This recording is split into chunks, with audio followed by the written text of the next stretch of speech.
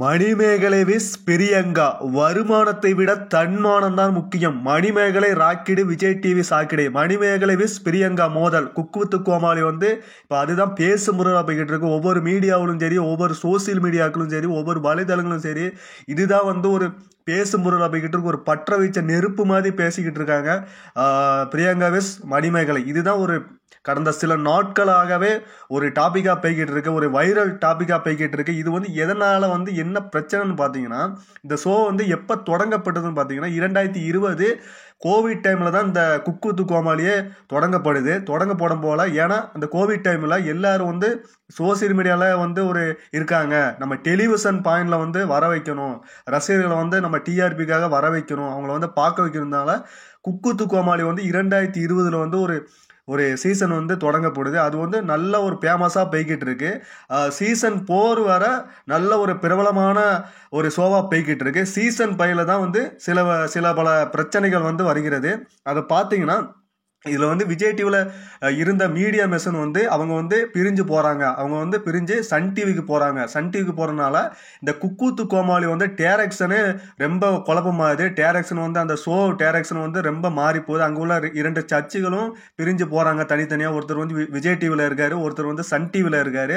அவங்க பிரிஞ்சு போகும் பட்சத்தில் அது இல்லாமல் இந்த வட்டம் கண்டஸ்டண்ட்டை யார் வராங்க பார்த்தீங்கன்னா, சீனியர் எம்ப்ளாய்மெண்ட்டான சீனியர் ஆங்கரான நம்ம பிரியங்கா வராங்க, கண்டஸ்டண்டாக வராங்க. நம்ம மணிமேகலை இதுக்கு முன்னாடி குக்காக இருந்தாங்க, கோமாளியாக இருந்தாங்க. அவங்க இந்த சீசன் 5 ஆங்கராக பண்ண வராங்க. அதுதான் இப்போ ஒரு பெரிய இதாக போயிட்டு இருந்துச்சு.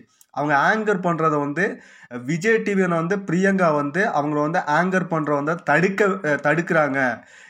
இது அவங்களோட ஷோ. ஏன்னா நம்ம மணிமேகலோட ஷோ. ஏன் ஷோவில் அவங்க ஆங்கர் பண்ணுறது எனக்கு பிடிச்சிக்கல. அவங்க என்னை ஒரு ரெஸ்பெக்ட் பண்ண மாட்டேங்காங்க. என்னை ஒரு இதாக பண்ணுறாங்க. அது அவங்களுக்கு ஒரு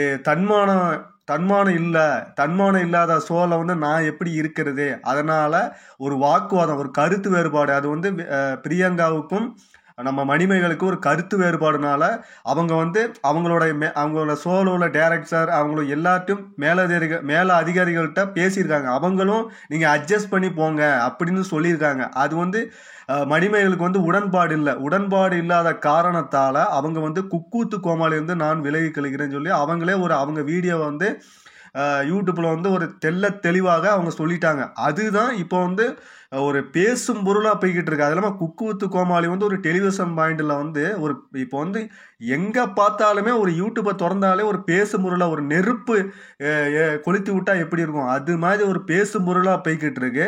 அது இல்லாமல் மக்களும் இதுதான் ஒரு ஆர்வத்தோடு பார்த்துக்கிட்டு இருக்காங்க. இது யார் மேலே தப்பு யார் மேலே சரின்னு சொல்ல வரல. இது யாருக்கு நடந்தாலும் இது ஒரு தப்பு தான். அதுக்கான ஒரு தெளிவான வீடியோ தான் இந்த வீடியோ பற்றி பேச போகிறோம். இது ஒவ்வொரு வாழ்க்கையிலும் ஒவ்வொரு மனிதர்களுக்கும் நடக்கிற இதுதான். ஏன்னா ஒரு டாமினேஷன் ஒரு விஷயம் எல்லா விஷயத்திலும் இது ஒரு டாமினேஷன் தான் நடந்துக்கிட்டு இருக்கு. ஏன்னா இப்போ நீ பெரிய ஆளா நான் பெரிய ஆளா, ஒரு இடத்துக்கு ஒரு கம்பெனிக்கே வேலைக்கு போனோம்னா எல்லாரோட வாழ்க்கையிலும் இப்படி தான் நடக்குது. அங்கே நம்ம நினச்சதை நடக்க மாட்டாங்க. மணிமேகலை என்ன பாயிண்ட் ஆஃப் சொல்கிறாங்கன்னா, எனக்கு தொழில் தெரிஞ்சவன், நான் தொழில் தெரிஞ்சனால நான் எங்கே வேணாலும் எனக்கு பொழைச்சிக்க தெரியும் அப்படின்னு அவங்க சொல்லியிருக்காங்க.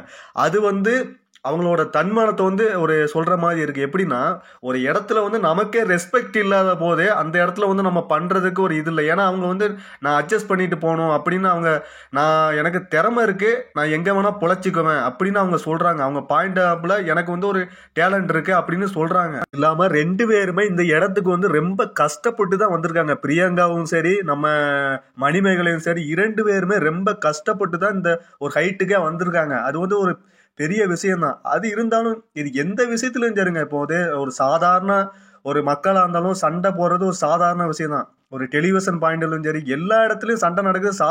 இது ஒரு செய்தியாக வரும் போல எல்லாரும் பேச தான் படுவாங்க. இது ஒரு மிகப்பெரிய ஒரு செய்தி பொருளாக வந்திருக்கு. ஏன்னா இப்போ விஜய் டிவி சன் டிவி இப்போ வந்து ரொம்ப போட்டியாக அதுதான் போய்கிட்டு இருக்கு. இப்போ வந்து மக்களை வந்து யார் ஆதிக்கம் செலுத்துறா அது மாதிரி தான் போய்கிட்டு இருக்கு. அதே மாதிரி தான் இந்த விஜய் டிவிகளை வந்து ஆதிக்கம் ஒரு பாலிடிக்ஸ் போய்கிட்டு இருக்கு. இப்போ வந்து ஒருத்தங்க கஷ்டப்பட்டு வராங்கன்னா அவங்க வந்து வளர விட மாட்டாங்க. அது இந்த ஃபீல்டில் மட்டும் இல்லை, எல்லா ஃபீல்டுலேயும் நடக்கிறது தான்.